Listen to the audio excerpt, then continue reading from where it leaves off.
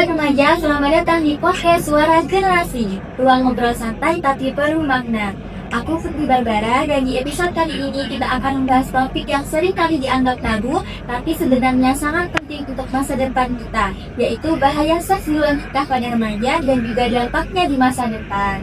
Hari ini aku tidak sendirian nih, sudah hadir bersama kami narasumber yang siap berbagi wawasan dan pandangan, yaitu Kak Marcelita. Halo Kak. Halo Kak Putri. Gimana kabarnya hari ini Kak? Alhamdulillah baik. Gimana nih Kakak? Ya, Alhamdulillah baik juga Kak. Mungkin Kak Marcel bisa perkenalan terlebih dahulu. Oke, selamat pagi Sobat Generasi.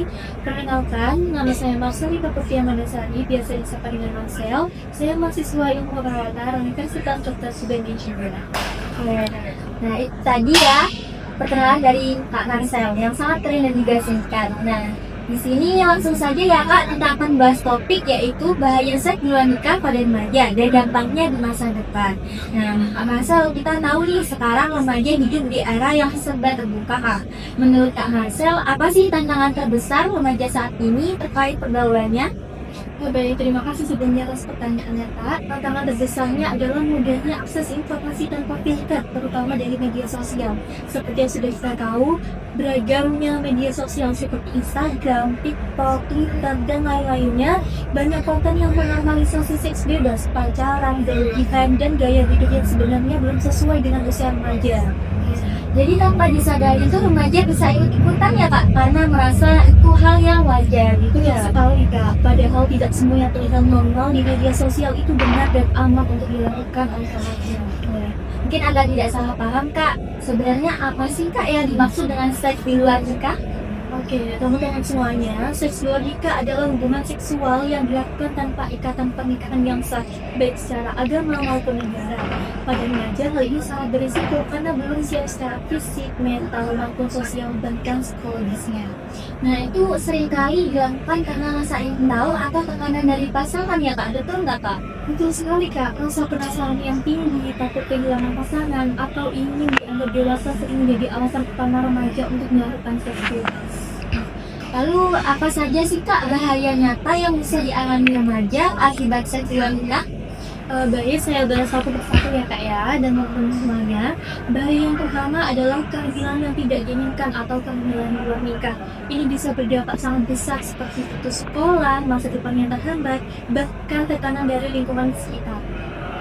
Belum lagi ya Kak tanggung jawab yang sebenarnya belum siap dipikul oleh remaja. Baik, benar Kak. Selain itu ada risiko penyakit menular seksual seperti HIV/AIDS, sifilis, dan gonore yang bisa berdampak seumur hidup pada kehidupan remaja. Lalu Kak bagaimana sih dengan dampak psikologisnya? Dampaknya cukup berat di sini ya Kak ya. Banyak remaja mengalami stres, rasa bersalah, takut diketahui orang tua, bahkan depresi karena belum siap secara mental dan juga emosional. Seperti contohnya ya Kak ya, anak yang seusia remaja semisal 14-15 tahun yang teman-temannya itu biasanya menggendong tas untuk menimba ilmu di sekolah, sedangkan anak-anak yang terjerumus ke seks bebas hanya bisa menggendong anak dan meratapi nasibnya. Itu sangat sayang sekali Kak. Itu tadi kan dampak psikologisnya ya Kak, lalu bagaimana Kak dengan dampak panjangnya terhadap masa depan remaja? Baik, dampaknya bisa mempengaruhi pendidikan, karir, dan kehidupan sosialnya. Kesempatan untuk meraih cita-cita pun bisa terhambat Kak, karena masalah yang muncul di usia muda. Jadi banyak banget anak-anak muda itu yang mengorbankan cita-citanya hanya karena pengen mengejar gengsi nikah muda. Lalu apakah ini juga bisa berpengaruh Kak kepada kehidupan rumah tangga di masa depan? Tentu sangat bisa ya Kak ya, pengalaman masa lalu itu pasti bisa menimbulkan rasa trauma, sakit percaya, dan konflik dalam pernikahan jika tidak disikapi dengan bijak. Kemudian apa sih Kak langkah konkret yang bisa dilakukan remaja agar terhindar dari seks di luar nikah? Baik Kak Putri dan juga teman-teman semuanya, yang pertama adalah kita harus memahami dulu nilai moral dan juga agama kita. Seperti contohnya agama Islam ya Kak ya, yang melarang untuk lawan jenisnya untuk berpacaran. Jadi kita harus memahami dulu nilai moral dalam agama kita itu apa, karena itu bisa menjadi benteng utama dalam kita menjaga diri. Lalu apa sih Kak langkah konkret yang bisa dilakukan remaja agar terhindar dari seks di luar nikah? Baik Kak Putri dan juga teman-teman semuanya, yang pertama adalah kita harus memahami nilai moral dan juga agama kita. Contohnya seperti agama Islam yang melarang lawan jenisnya untuk berpacaran, karena itu menjadi benteng utama dalam kita menjadi diri.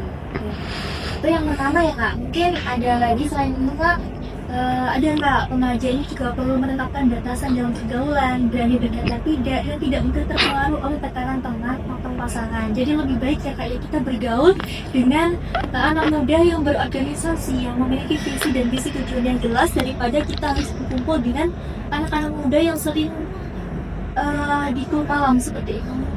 Jadi lingkungan itu sangat-sangat berpengaruh ya Kak ya. Benar Kak, sangat berpengaruh. Berteman dengan orang-orang yang positif akan membantu kita membuat keputusan yang baik.